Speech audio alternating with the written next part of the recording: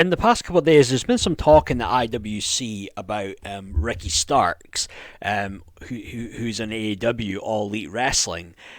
Wondering if there's a specific reason that he's been off television for a bit of time now.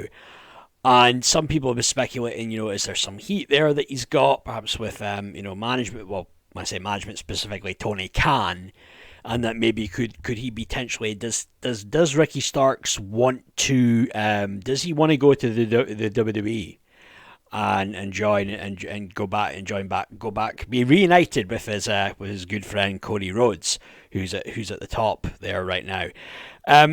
There was a post on Reddit it was a few days ago, and this post was claiming that Ricky Starks has guessed a lot of this stuff, supposedly problems that he's got, that he's brought on himself, and that apparently there was an incident in a bar in Canada and he was in some legal issues, he got arrested, but that post later was removed. But there's been with the website Fightful, they reported on this stuff with Ricky Starks. They gave an update, and what they said was that Ricky Starks, that what's been going on, apparently that there were certain pitches, creative pitches, and that he had turned down some. They'd said that Starks turning down pitches is accurate to some degree, including a denial of a breakup of Starks and Big Bill, who was Big Cass in WWE. Those in the company who Fightful spoke to claimed he didn't want to do business, despite those in the storyline hoping it would turn Bill into a huge heel and Starks into a big babyface. Starks did not think Bill losing to him would benefit Bill, which you could say is quite well selfless on his part to not have the guy Big Bill job out to him. You'd think realistically, well, a guy who's like 7 foot tall, should he be losing to Ricky Starks? But at this point, this guy becomes kind of like a relevant character.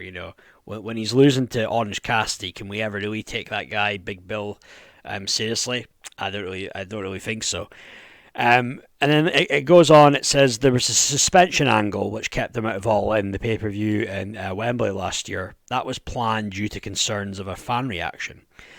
Starks didn't want to be in a tag team at that point. He also thought that last summer was a turning point in how he was booked, and that Punk's firing and a lack of a follow-up to the Danielson match slowed down his momentum. So what? They thought that keeping him out of All In, that being that he was the heel, he was going to get cheered. They were that concerned, were they? I don't know. Surely that's not the reason, right? That seems kind of like a BS kind of reason to give. Or they're just talking rubbish, Fightful. But saying that, the lack of a follow-up to the Danielson match, because I believe that strap match that Starks had with Daniel Bryan, how do you say his name? It's Bryan Danielson. I get mixed up, right? I believe that strap match initially on that show was meant to be Starks and Punk, but then what happened with Punk at All In, the whole thing with Jack Perry backstage, and then it ended up being Starks and Bryan.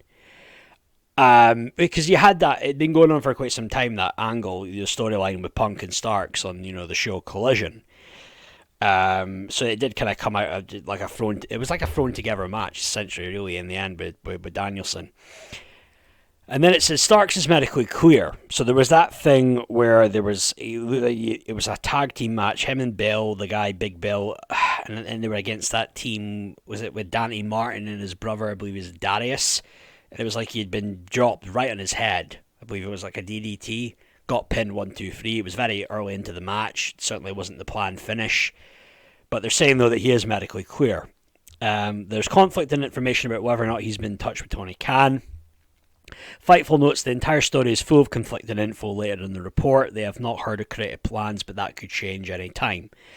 Regarding the rumours about an altercation in Calgary, AEW sources and Ricky Starks denied it. There are no issues with him entering Canada, and he's competed there since.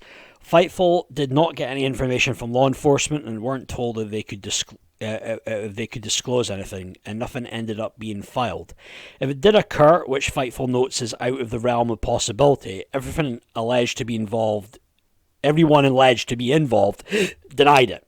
And yeah, I don't know where this story, where that came from. Is this just like I mean, for all you know, it could be people there in AEW. Certain people have it in for him and want to spread false information, or it's just some smart mark troll. I don't know. But this whole thing getting in a fight, I'm sure if he did, one, probably everybody in this day and age has a camera on their a video. They can record it on their mobile.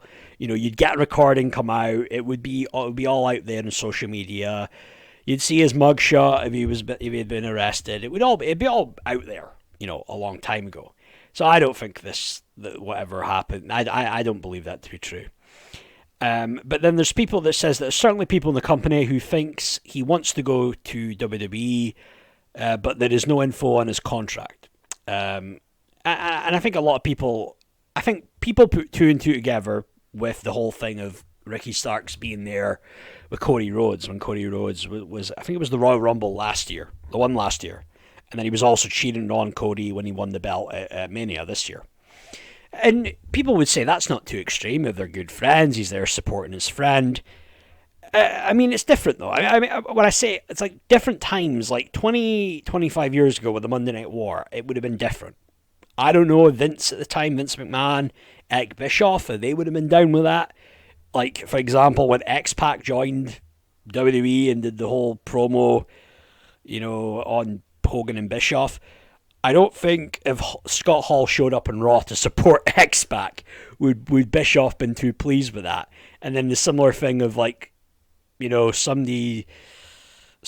was on WWF, a big name at the time, goes for moral support for their friend in WCW. I don't think Vince would have been livid, right? Surely, But different times, you could say, different times, different culture. I get that. But Ricky Starks overall, I think he's got something to him. I think overall he's got a good look, and he just comes off well. Like cuts a good promo, and got personality there. He's definitely got potential. Still, it feels like he's still a young guy. I mean, he's about 10 months older than me. He's now 34, but still, there's time for him to really go on and do big things and get success at the highest level he possibly can. I mean, Ricky Starks has been saying, though, that he has no answers on his absence. What he said, though, he said, quote, "I don't know, I would hope so, but I really don't know." Things are, every time I always predict something to go some way, it doesn't go that way, and it kind of just leaves me being like, well, we'll just figure it out and see. I really have no clue. It's just a very interesting time, I feel like. I wish I was on Dynamite, I wish I was on Dynasty, I wish I was on these things, but I think at a certain point, just from my own sanity, I can't go too crazy about it because the proof is in my work and my effort that I've constantly given. I've constantly given 1,000% effort, so at a certain point, it's not in my control. I think it's the biggest lesson I have. Things are just not in my control, but the things that are, I try the hardest, he said. And yeah, in life, we control what you can, forget what you can't, right?